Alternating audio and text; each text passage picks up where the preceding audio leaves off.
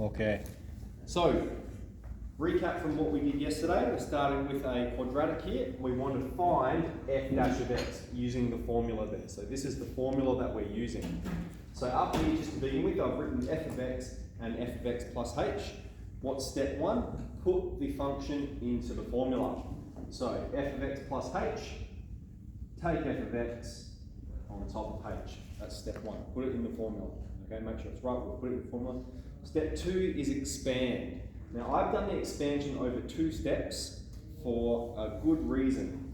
So look at the expansion I'm performing here. First I've done the perfect square. I've left that 2 hanging out the front. So I've performed that perfect square expansion and I've left that 2 out the front. I've distributed the 3 there, I've got the plus 4.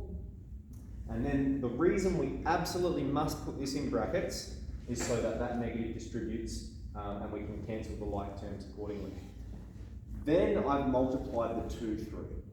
Okay, so my thinking is it's better to do this in 2 steps and spend a little bit longer doing it than try and do it in 1 step, mess it up, notice down here you've made a mistake and then have to backtrack. Okay, it's worth investing the extra time to make sure you do distribute the 2 properly. Yeah, even I'm maths teacher and I still make mistakes doing it. Okay, so then you'll notice in the next step, the only difference between this step and this one is that I've distributed the 2.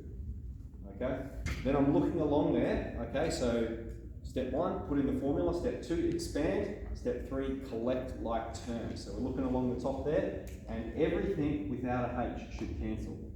Okay, so minus 3x and plus 3x, and positive 4 and minus 4. And everything that we're left with has a h in it. Okay, that means we're on the right track. We factorise h out the front, and we can cancel h because it's a product at the top and the bottom. This is what we're left with, 4x plus 2h take 3, and then we apply the limit. H is approaching 0, and so we're left with 4x take 3. Okay, so that was the long process we've used to find f dash of x. Okay, that's what it's for. Here, part B, find f of 1 and f dash of 1. Okay, so f of 1 means you put the number 1 into the function f of x. So we're putting it into f of x, and I've got 2 times 1 squared, take 3 times 1 plus 4. I've evaluated that, and I've got 3. Okay, when you put x is 1 into f of x, look at that. This is it here, isn't it? F of x or y, it's going to tell us the y value. Then we put 1 into f dash of x, because it says find f dash of 1. Okay, remember this is a function here, f dash of x. We put the number 1, f dash of 1, we put the number 1 in here. We're going to have 4 times 1 take 3, and that gives us 1. What does f dash of x tell us? That's the slope. Okay, so we have, when x is 1, in both of these instances, x is 1, the y value is 3.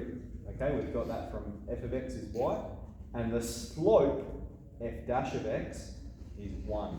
So when x is 1, y is 3 and the slope is 1. So that's the difference there between f of x and f dash of x. And that's most clearly described in your table. So I'll point that one out to you guys. This here, we're going to keep coming back to this table. Okay, it's got the function and then the derivative function or the slope function. This is our function, f of x, and we're using this first principles process to generate the derivative function. Okay, tells us a y value. All right, that's what you've been doing since year 10. Okay, here this is new for us, tells us the slope for any value of x. Okay, that's going to tell you the slope when x is 1,000 and when x is 0.2. Excellent. So today we're working through 14D.2. However, I don't want us to do all of them. What I'd like us to do is start with these ones because they're pretty similar to the ones we've done, and then we might come back and discuss a bit of question 1 because people often get stuck on question 1 because it's so simple. So I'd like you to just work your way through these ones. Yeah, let's start with that.